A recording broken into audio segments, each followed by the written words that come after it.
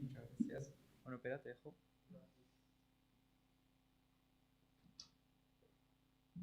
Gracias, Me encantan los cultos de la tarde, me siento realmente muy hogareño, muy en familia, y eso es una bendición. Estaba viendo que ha entrado Enrique Cadena Froilan, como pone ahí su nombre, y quiero transmitir mi cariño a Sila y a Jose, su pequeña ya muchacha, que es una señorita grande. A veces la vemos, os acordáis de Enrique. Esta semana estaba, perdonadme, trabajando por aquí, y no sé qué vimos, y yo dije a Rosa, sí, esto lo dice Enrique, no sé, no hablo de por aquí, y aún nos acordamos mucho del hermano. Él está trabajando ahí muy cerca de donde están los indios Auca. Si habéis escuchado la historia misionera de Nathan, de Nathan, el piloto que fue muerto de los 5 misioneros por los indios Aucas, él tiene una de esas lanzas de los indios y está ahí muy cerca trabajando como pastor, pero fue miembro de nuestra iglesia. Hermano Freuland, vamos a estar orando por vosotros también. Yo sé que es necesario orar unos por otros. Y también veía que hay una hermana, Isabel, es la madre de Samuel, que también esta noche se ha agregado a nosotros. Y es una alegría poder tener esta comunión que si no fuera por los medios técnicos que tenemos hoy en día, no podríamos tenerlo. Y sé que estamos viviendo tiempos muy difíciles, lo sé, soy consciente. Pero, ¿sabéis? Dios está encima de las circunstancias y usa incluso cosas para el beneficio y la bendición de muchos. Y hemos llegado a muchísimas personas más allá de las paredes de este local, gracias justamente a lo que está pasando. Nunca hubiéramos estado tanto en YouTube y con todo el equipo técnico, lo que han montado ahí, si no hubiera sido por esta situación. Así que doy gracias al Señor por ello. Doy gracias. Esta tarde, según el programa que tenía en mi corazón, estaba estudiando el libro de Apocalipsis. Y quiero seguir haciéndolo porque creo realmente que es muy exacto en el tiempo en que estamos viviendo. Ese libro de Apocalipsis, estudiarlo y ver lo que estamos viendo, nos abre los ojos a esta época tan impresionante que nos ha tocado vivir. Hablábamos antes con Manuel de creo que es este mes, tenemos un eclipse solar completo, tenemos 3 planetas que van a estar ahí en línea, tenemos un montón de estrellas cayéndose del cielo, las Perseidas, las Gemínidas, estas son las Gemínidas. Y eso realmente dices, algo está pasando. Y estudiar el libro de Apocalipsis es ideal. Pero vienen las Navidades y siempre que han venido esta época de Navidades he dedicado mensajes, sermones al tema navideño porque creo que es bueno que estudiemos. El Señor ha puesto en mi corazón ya a lo largo de la semana estudiar los protagonistas de la Navidad. ¿Quiénes son estos protagonistas? Podéis pensar en alguno de ellos. Seguro el primero que viene a vuestra mente es el pequeño bebé nacido en Belén, el mismo Señor Jesucristo. Pero no quiero olvidar a su padre terrenal, a José, y a su madre terrenal, María, y hablar también de otros personajes que incluso pueden llegar a ser un poco mitológicos o inventados, cuando hablamos de protagonistas como Papá Noel o los 3 Reyes Magos.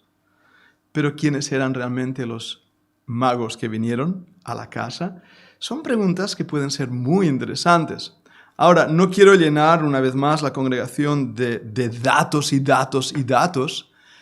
Quiero que podamos aprender de estos personajes verdades espirituales que nos hagan crecer en Cristo.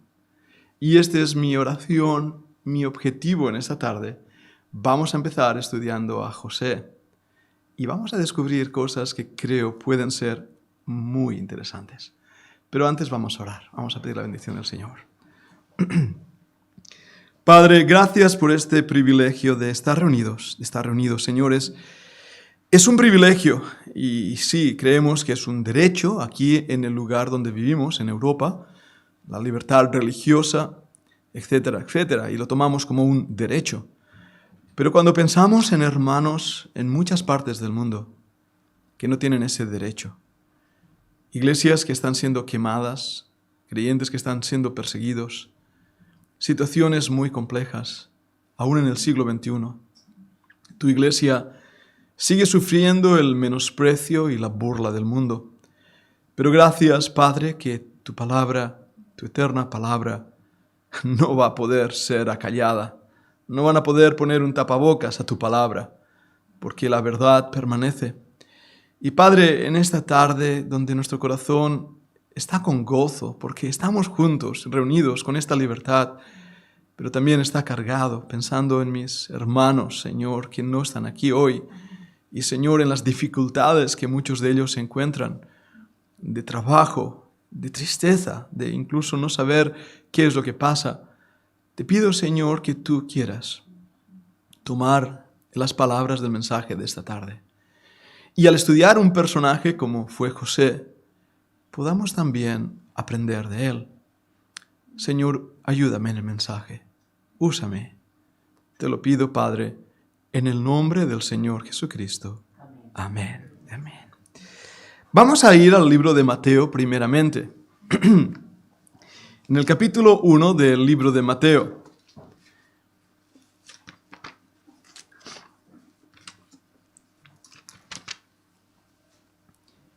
Vamos a leer unos versículos solamente de este capítulo y miraremos otros versículos más salteados, pero si seguís conmigo la lectura, en Mateo capítulo 1, voy a empezar leyendo en el versículo 11. Mateo 1:11. Dice: Josías engendró a Jeconías y a sus hermanos en el tiempo de la deportación a Babilonia. Ahí empieza la historia de José.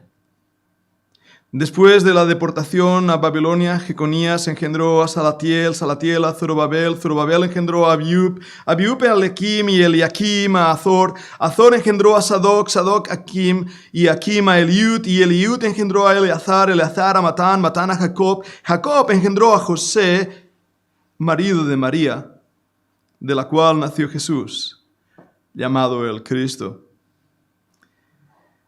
José es uno de los personajes más escondidos, extraños en el Nuevo Testamento. Lo que sabemos de él apenas se nos viene dado en estos versículos y unos cuantos más que veremos en el otro evangelio. Y después la Biblia guarda absoluto silencio. Es un personaje enigmático. Es un personaje que aparece aquí en las Escrituras y que después desaparece sin dejar rastro alguno. La tradición, tanto católica como ortodoxa, como la tradición gnóstica, nos da una información que viene realmente a descuadrar totalmente incluso lo que dice la misma palabra de Dios y a traer confusión. Esta semana, y es casi donde empezó mi carga para hablar de él, me llamó un hermano, el hermano Hugo, desde Israel, tiene un programa de radio y tenía una pregunta para mí. La pregunta era: ¿quién era el Señor Jesús? ¿El mayor de los hermanos o el menor de los hermanos? Y esa pregunta fue realmente como, ¿qué pregunta es esta? Pero indagando más y después hablando con ellos, la pregunta viene debido a esa tradición católica que algunos conocíamos, y si habéis leído la historia, narra un poco la historia que los padres de María, Joaquín y Ana, tuvieron a María de una manera milagrosa. Por eso se habla de María sin pecado concebida. Habéis escuchado esa frase católica, ¿verdad? Joaquín y Ana se abrazaron cuando se encontraron en el templo y ¡puf! De ese abrazo sencillo nació María. Un nacimiento medio virginal. Eso es lo que nos enseña, pero aún se agrava más cuando intentan probar que María nunca tuvo hijos, la perpetua virginidad de María. Ellos enseñan que al contrario, de hecho, y perdonadme, no voy a entrar en los detalles, incluso el nacimiento del Señor Jesucristo no fue como todos los humanos. Nunca fue roto su virginidad, la virginidad de María. Ellos enseñan también que José, este hombre mencionado aquí, era un hombre mayor, un hombre que tenía hijos, viudo, y se casó con María. De esta manera protegen la virginidad de María. Esa información nos llama la atención y la historia no termina ahí. Cuando uno empieza a indagar un poco lo que la tradición dice de José, descubre que hay un libro llamado La historia de José, el carpintero. Este libro se encontró en Egipto. fue escrito en griego, aunque hay una copia escrita en copto. La copia exactamente pertenece al siglo IV aproximadamente. Y gracias, Jonit, lo has visto, ¿verdad? Muy amable. Gracias, pensé que no se me había notado, pero sí necesitaba agua. Gracias. La copia pertenece al siglo IV. En este falso historia de Cristo, narra el escritor que el mismo Señor Jesús contó esto a sus apóstoles, que José tenía 6 hijos, que había quedado viudo y siendo ya un hombre mayor, tomó a María, una joven de 12 años, de la cual nació el Señor Jesucristo. El libro narra también cómo murió José y cómo fue sepultado siguiendo, y aquí se pone interesante, la tradición de embalsamiento de Egipto y el culto a Osiris, la diosa de los muertos de Egipto. Cuando uno lee este documento, encuentra también que hay un paralelismo muy, muy grande con los evangelios llamados gnósticos. Ahora, esto es información técnica, lo sé, pero esta información que os estoy dando es importante que la entendamos, porque así es como cree la Iglesia Católica. Y no ha sacado estas historias de la Biblia y de los evangelios, lo ha sacado de la tradición. Y la tradición muchas veces lo que hace es alejar al hombre de la verdad bíblica revelada en las Sagradas Escrituras. Porque la tradición es esa costumbre de los hombres de intentar apañar las cosas para darles la razón a sus propias creencias. Y la tradición se encuentra en cualquier religión. De hecho, cuando leemos en los evangelios, el mismo Señor Jesucristo habló de la tradición de los padres. Y no lo habla positivamente, sino como debido a esa tradición los hombres no podían realmente ver la verdad del evangelio. La tradición católica, en muchos de los que venimos del contexto católico, la conocemos. La tradición judaica, la tradición católica y, dejadme decir esto, la tradición también evangélica. Porque muchas de las cosas que hemos llegado a hacer terminan siendo una teología, una ley, una norma dentro de la iglesia evangélica que apenas tiene fundamento en la Escritura. Por eso es la importancia que queremos predicar desde esta iglesia de ver en la Biblia lo que la Biblia dice para no creer otra cosa que no sea lo que la Biblia dice. Porque la única verdad que es inamovible es la verdad que Dios nos da en su palabra. Es la verdad de Dios. Como el mismo Señor nos dijo, sea Dios veraz y todo hombre mentiroso. Porque así somos los hombres. Por lo tanto, al hablar de este personaje histórico, de este José el carpintero, tenemos que acercarnos a la Biblia y ver lo que la Biblia nos dice. Y lo primero que hemos leído es su descendencia en el versículo 11 desde el mismo Josías y Jeconías. Josías también un rey conocido, un rey de Israel que trajo problemas y trajo desdicha y trajo una maldición. Lo encontramos en Jeremías capítulo 22 y versículo 24, versículo también 28, 37:1. Vayamos un momento a estos pasajes hablando de este rey, porque quiero que veamos algo, que si entendemos el trasfondo de familia de José, aún valoraremos más lo que Dios hizo con este hombre.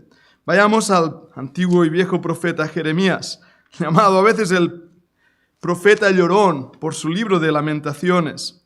Jeremías capítulo 22 y versículo 24. Jeremías 22, 24. Dice así: Vivo yo, dice Jehová, que si Conías, hijo de Joaquim, rey de Judá, fuera anillo en mi mano derecha, aún de allí te arrancaré, o te arrancaría. Fijaros en estas palabras tan duras a este rey. Mirad el versículo 28. ¿Es este hombre Conías una vasija despreciada y quebrada? ¿Es un trasto que nadie estima? ¿Por qué fueron arrojados él y su generación y echados a tierra que no habían conocido? Él y su generación, echados, despreciados, rechazados. Vayamos un momento al capítulo 37, versículo 1. Y veremos lo que les pasa.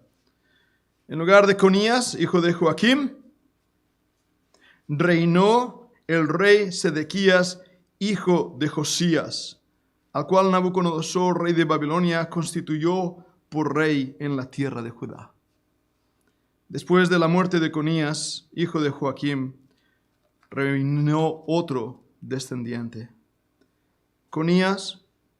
Jeconías es el mismo personaje. Perdió el derecho real de gobernar. Ningún descendiente de él se sentaría en el trono de David. Ahora viene ahí cuando el rizo riza el rizo. José, esposo de María, descendía de Conías. Y él sabía que había una maldición sobre esa generación.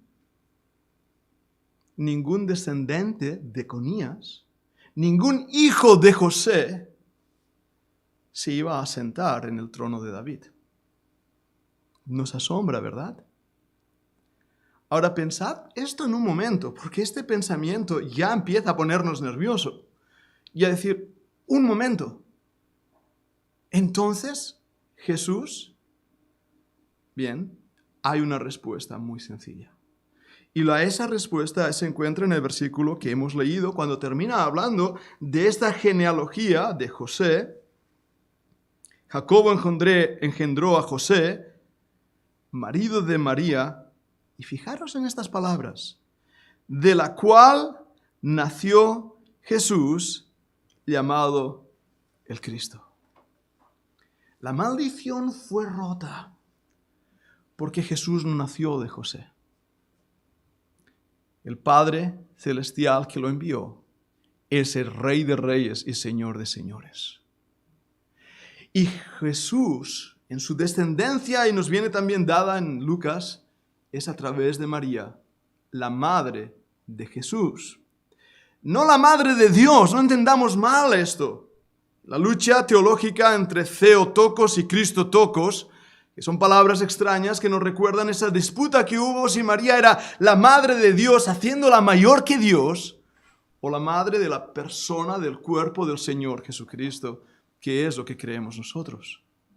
Pero José sabía que él no tendría una descendencia que se sentaría en el trono de David porque había una maldición. Y eso cuadra perfectamente con lo que hizo el Señor Jesucristo cuando vino y cargó en él, sobre ese madero, la maldición de Adán y la maldición de los hombres. Y él fue hecho maldito por nosotros, porque está escrito maldito todo aquel que es colgado en un madero. Sin embargo, la maldición de esta genealogía fue rota, porque Jesús no nació de José, nació, humanamente hablando, de María. Ahora, poneros en un momento en la piel de este hombre. Nos dice algo que nos llama mucho la atención. Y vamos a leerlo en el versículo 18. El nacimiento de Jesucristo, el versículo 18 de Mateo, capítulo 1, fue así. Estando desposada María, su madre, con José. La palabra desposada es una promesa que se hace dentro del judaísmo, significa casi como si estuvieran casados, aún no han hecho consumación de su matrimonio, pero ya es una unión inseparable. Porque después dice, antes que se juntasen, ¿lo veis ahí? Se halló que había concebido del Espíritu Santo. José, su marido, como era justo y no quería infamarla, quiso dejarla secretamente. Y pensando él en esto, he aquí un ángel del Señor le apareció en sueños y le dijo, José, hijo de David, no temas recibir a María tu mujer, porque lo que en ella es engendrado del Espíritu Santo es. Y dará a luz un hijo y llamará su nombre Jesús, porque él salvará a su pueblo de sus pecados. Todo esto aconteció para que se cumpliese lo dicho por el Señor por medio del profeta cuando dijo, he aquí, una virgen concebirá y dará a luz un hijo y llamará su nombre Emmanuel, que traducido es Dios con nosotros. Despertando José del sueño, hizo como el ángel del Señor le había mandado y recibió a su mujer, pero no la conoció hasta que dio a luz a su hijo primogénito y le puso por nombre Jesús. Amados míos, poneros en la piel de este hombre. Poneros en la conciencia de este hombre que por años ha oído y sabe la maldición que había sobre su familia, y de repente Dios mismo se le presenta y le da un mensaje. Pero poneros en la piel de este hombre cuando se da cuenta que su desposada está encinta, está esperando un bebé, y la Biblia es clara, no se habían juntado, no habían consumado su matrimonio. Ya esta muchacha joven está esperando un bebé. ¿Cómo te hubieras sentido? ¿Qué hubieras hecho tú? ¿Cómo hubieras reaccionado a esta situación? La Biblia nos da un carácter de este hombre. José era justo. La palabra justo viene de un término griego de kaiosine, que quiere decir justicia aplicada. ¿Era un hombre bueno? Sí, pero era mucho más que eso. Era un hombre consagrado a Dios, obediente. Y su respuesta ante esta situación no viene, fijaros bien en esto porque es muy curioso, no viene porque un ángel se le presenta como a María. No viene porque ve un ángel y de repente ese ángel le da un mensaje. Viene por un sueño. Dios habla a José a través de un sueño. Y no voy a hablar aquí de los sueños y los significados de los sueños, ni de el libro de Sigmund Freud de la interpretación de los sueños y todas esas cosas.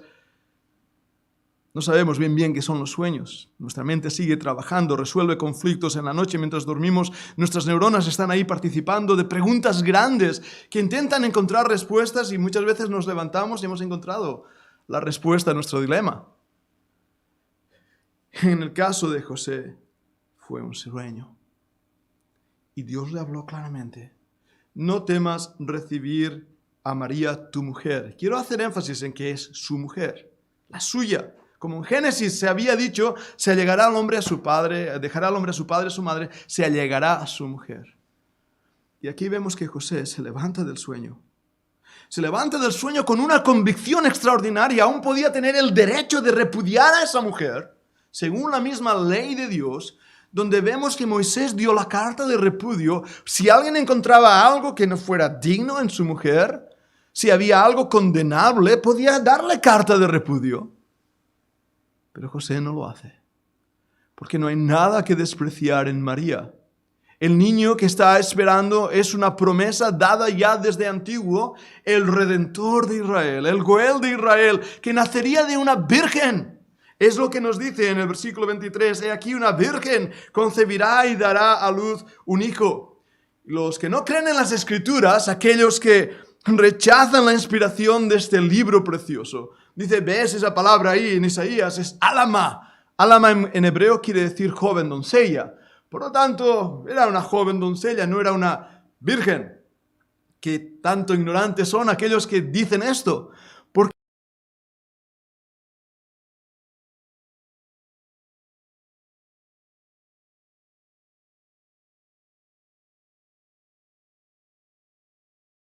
acontecer, y hablaré más de ello, cuando el ángel se le presentó y el santo ser que nacerá, le dijo, será llamado Hijo del Altísimo. El Espíritu Santo te cubrirá, y esa palabra en hebreo es la misma palabra cuando el Espíritu de Dios se movía sobre las aguas, creando y formando el mundo y el universo que existe. Y vemos ahí la labor del Espíritu Santo, creando en el seno de María ese santo ser que iba a nacer. José escucha estas palabras y era justo, era humilde. Era un hombre obediente, era un hombre paciente, era un hombre que no conoció, y fijaros en esto, y los que estáis casados, no hace falta entrar en detalles, podéis también imaginar, cuando el versículo 25 dice, pero no la conoció, hasta que dio a luz a su hijo primogénito y le puso por nombre Jesús. Cuando estudio a este hombre, cada vez tengo más admiración por él. Nos muestra qué tipo de carácter tenía. Un hombre justo, un hombre que amaba a Dios, un hombre que obedecía a Dios, que estaba dispuesto a creer lo imposible. porque su fe descansaba en las promesas del Antiguo Testamento, en las profecías cumplidas, que hacían que pudiera avanzar en medio incluso de las malas lenguas que hablaban. Y que continuaron esas malas lenguas aún en el ministerio de Cristo. Hay un versículo que dice, nosotros los fariseos, nosotros no somos nacidos de fornicación. ¿A qué se referían? A esas antiguas leyendas que María tuvo relaciones con un soldado romano en el templo, un soldado romano borracho que tuvo relaciones con ella. Y esas tradiciones y historias intentando insultar el carácter de nuestro Señor Jesucristo, santo, perfecto, intentando manchar el carácter de María y poner en duda la paternidad de José. Pero Dios estaba con José. Y su labor y su ministerio empieza aquí. ¿Por qué Dios escogió a ese hombre? Había muchas más doncellas en ese tiempo en Israel. Pero Dios en su soberanía vio algo en este hombre. Algo que me habla a mí mismo como varón y que yo quiero tener. Porque este hombre lo tuvo. Y Dios vio que era justo. Confianza en Dios, en sus promesas, fe genuina, pero también valentía. Voy a intentar explicar algunas cosas rápidamente en el capítulo 2 para que veamos también su acción y reacción en diferentes situaciones. Mencionaré también en el Evangelio de Lucas cómo vemos cómo actúa. Vamos un momento a Lucas, capítulo 2. Ahora, la pregunta que se nos ha hecho es esta. ¿Es Jesús el primero nacido de José y María o José tiene más hermanos? Vamos a intentar responder a esa pregunta. En el capítulo 2 del Evangelio de Lucas dice que aconteció en aquellos días que se promulgó un edicto de parte de Augusto César que todo el mundo fuese empadronado. Este primer censo se hizo siendo Cireneo gobernador de Siria. E iban todos para ser empadronados, cada uno a su ciudad. José subió de Galilea, de la ciudad de Nazaret a Judea, a la ciudad de David, que se llamaba Belén, por cuanto era de la casa y familia de David, para ser empadronado con María su mujer, desposada con él, la cual estaba encinta. Y aconteció que estando ellos allí se cumplieron los días de su alumbramiento y dio a luz a su hijo primogénito y lo envolvió en pañales y lo acostó en un pesebre porque no había lugar para ellos en el mesón. ¿Cuántas veces hemos escuchado esto? Pero qué interesante es contemplar la palabra del Señor, darnos cuenta de los detalles que aquí nos da este libro verdadero y eterno. Y es muy interesante notar que había un censo, había una ley romana que cumplir y la pena de no cumplirla era pena de muerte. Tenían que irse cada uno a su ciudad para ser censados. ¿Cuántos hijos tenía José? Según este escrito del siglo IV, tenía ya 6 hijos. Pero acabamos de leer aquí un dato interesantísimo. José toma a su mujer que estaba encinta. No dice nada de que tenía otros 6 hijos y como padre debería haberlos llevado con él a Belén. Sin embargo, no lo hace. Toma solamente a esa mujer, su mujer, embarazada ya en el último tramo. Y su viaje, seguramente en carreta o en burro, no sé cómo fue, seguramente provocó rápidamente que el parto llegara a tiempo. Voy a ponerlo de esta manera. El versículo nos habla, el versículo 7, y dio a luz a su hijo primogénito. Esa es una palabra muy interesante, porque no dice dio a luz a su hijo unigénito, lo cual sería el único nacido literalmente, pero aquí la palabra primogénito es el primero nacido, primogenesis. Es el primero nacido, lo cual implica que María y José acababan de ser padres. Tomaron en esas circunstancias y debió ser un hombre acostumbrado a trabajar con madera y hizo lo que pudo hacer para ayudar a su esposa a tener ese pequeño ahí. Lo envolvió en pañales. Y puedo imaginarme los ojos de José viendo a ese santo ser. Y todos los que habéis sido padres sabéis el gozo y la experiencia de tomar en vuestras manos a un bebé recién nacido, aún incluso en el caso de mis hijos, aún llenos de sangre, y tener que limpiarlos o pasarlos a la enfermera para que lo haga. Y sentir esa sensación de soy padre. Poneros en la piel de José. Él toma este santo ser y sabe que Dios está cumpliendo sus promesas, sus planes, y sabe que Dios le ha escogido a él. ¿Cómo se siente José? Cualquier hipótesis que hagamos es simplemente una hipótesis. No lo sé, pero me habla del carácter de este hombre. La historia continúa, la sabéis bien. Aquellos que habían seguido al niño para adorarle, se acercaron a la casa. Lo encontramos en el capítulo 2 de Mateo, y dicen que eran magí o magais, según cómo lo pronunciáis.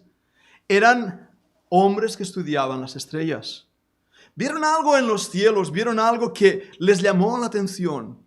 La estrella del niño. Una estrella ya profetizada en el Antiguo Testamento. ¿Qué era? No lo sé. Diferentes opiniones. En mi humilde opinión, no creo que fuera simplemente una alineación de planetas. Creo que era una estrella especial, creo que formaba parte de esa gloria del Shekinah, como el Antiguo Testamento, esa gloria de Dios. Había una manifestación especial que llevó a esos hombres gentiles. Los llevó, dice el versículo 2:11, a la casa, y al entrar en la casa vieron al niño con su madre María, y postrándose le adoraron, y abriendo sus tesoros le ofrecieron presentes, oro, incienso y mirra. Hablaremos lo que eso simboliza. ¿Dónde estaba José? No lo dice. ¿Os dais cuenta que él queda en la sombra? ¿Queda en el anonimato? Vieron a la madre y al niño. La función de este hombre fue proteger al Hijo de Dios aquí en la tierra mientras fue un bebé. Siempre me lo he imaginado un hombre fuerte, un hombre valeroso, pero un hombre humilde, tierno, un hombre que sabe proteger lo que Dios le ha dado. La historia continúa en el capítulo 2. José tiene de nuevo un sueño, de nuevo una visión, de nuevo una orden, y no hay un ángel que se le presenta. No es necesario. José tiene tanta fe en Dios que su voz dulce de Dios en una revelación de sueño es suficiente para ser obedecida. Toma al niño, huye a Egipto, versículo 13. Levántate, toma al niño y a su madre y huye a Egipto. El versículo 14. Y él, despertando, tomó de noche al niño y a su madre. Una vez más, nos dice la Biblia que tomó al niño y a su madre. Una vez más nos dice que los reyes magos, perdonadme mi desliz ahí, los magos, vieron en la casa al niño y a su madre. No había 6 hermanos más, era el primogénito. Y José toma al niño y a su madre, no había nadie más que tomar, y huye a Egipto. ¿Dónde en Egipto? Me gustaría saberlo, tengo mis sospechas. Y os comparto estas sospechas como sospechas, una hipótesis académica que he seguido por años y cada vez me gusta más. Hay un lugar, se llama la isla de Alefantitis. En esa isla se encuentra un templo, las ruinas de un templo, una copia muy parecida al templo que se encontraba en Jerusalén. Los judíos perseguidos en el tiempo de Babilonia probablemente escaparon allí. Sí, sé que hay historias que hablan de cómo Salomón hizo una réplica del arca para la reina de Sebas, no sé cómo se dice en castellano, Sabas. Y la reina, en vez de llevarse la réplica, se llevó el original. La historia continúa, no voy a entretenerme con ello, pero se llevó el original y terminó en Etiopía. De todas maneras, lo que sí sabemos es que ahí en Alefantitis hay una comunidad judía importantísima en este tiempo, en esa isla, y hay un templo. Los años de niñez, los primeros años, se encuentran ahí, en ese lugar o en otro en Egipto. Y las palabras del profeta, de Egipto llamé a mi hijo, vuelven a tomar sentido en el Nuevo Testamento.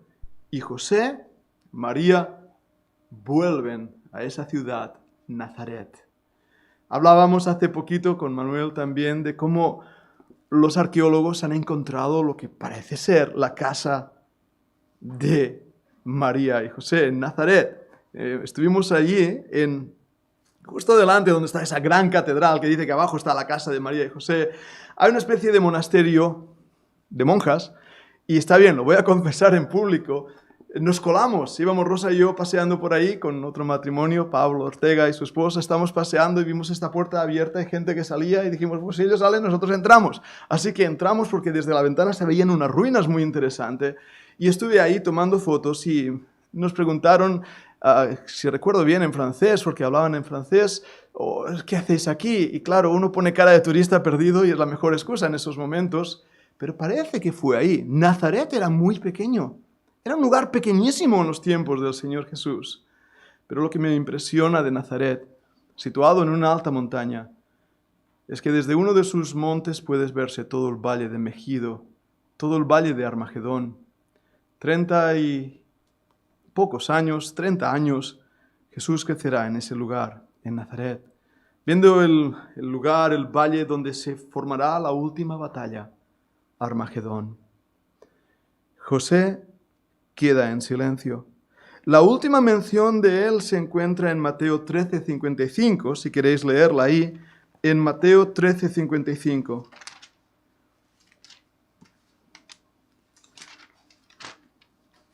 Mateo 13 y versículo 55. Dice así: ¿no es este, hablando del Señor Jesús, el hijo del carpintero? ¿No se llama su madre María y sus hermanos Jacobo, José, Simón y Judas? ¿No están todas sus hermanas con nosotros? ¿De dónde pues tiene éste todas estas cosas? El hijo del carpintero, el hijo de José, el hombre indigno, para tener una descendencia que se sentara en el trono de David. El hombre indigno que escucharía a sus espaldas lo que las malas lenguas decían de María. El hombre indigno para la humanidad, pero no para Dios. Dios vio algo en ese hombre, o tal vez fue la simple gracia de Dios, que decidió tomar una herramienta en sus manos y librarle de la maldición que pesaba sobre él, para que cumpliera un propósito eterno. ¿Qué podemos aprender de él? Aparte de todas estas cosas curiosas e interesantes que hemos venido hablando, admiro a este hombre y quiero ser justo yo también. ¿Cómo hubiera respondido yo? ¿La tierna voz de Dios en un sueño me sería suficiente para obedecerle? A veces leo su palabra y no la obedezco. No sigo las órdenes y directrices que Dios me da en su palabra. Yo soy así y tengo que pedir perdón al Señor. José escuchó esa tierna voz del Señor y obedeció a la primera. Era justo. José era bueno, sacrificó mucho por amor al Redentor del mundo. Sabía lo que tenía en sus brazos, en sus manos. Lo protegió. José llevó en sus manos al Salvador del mundo. Como bebé, lo protegió y lo guardó. Sufrió como padre cuando a la edad de 12 años volvemos a encontrar a Jesús en el templo, hablando con los sacerdotes allí. Y los padres le buscan ansiosamente. Y Cristo responde: ¿no sabes que en los negocios de mi Padre me conviene estar? José recuerda: yo no soy su padre. Dios es su padre. Y José da un paso atrás en la historia de la redención para que no sea él el protagonista, sino su hijo. Yo espero que en estas Navidades nadie tome el protagonismo que solo Cristo merece. No fue María, no fue José. Fue el Cordero de Dios que quita el pecado del mundo, que llevó en su cuerpo sobre el madero nuestras iniquidades y cumplió sus promesas. Aprendamos de José, tengamos su corazón, seamos justos. Dios puede usarte a ti también para algo. Vamos a orar. Padre, toma estas palabras, úsalas para tu gloria. Hay datos que nos son interesantes y nos llaman la atención, pero la enseñanza para cada uno de nosotros como varones y como mujeres son enseñanzas que deben realmente sacudir nuestra alma. Tú pides lo mejor de tus hijos. Tú, Señor, reclamas el derecho que tienes sobre nuestras vidas. Padre, gracias porque tú cumpliste tus promesas y tus promesas no cambian. Te adoramos, te glorificamos a ti, porque realmente el protagonista de la Navidad es tu Hijo amado en el cual tienes contentamiento. Gracias, Padre, por esta lección en esta tarde, en el nombre de Cristo. Amén. Gracias, hermano. Un momentito, Ezequiel, que me pongo la mascareta.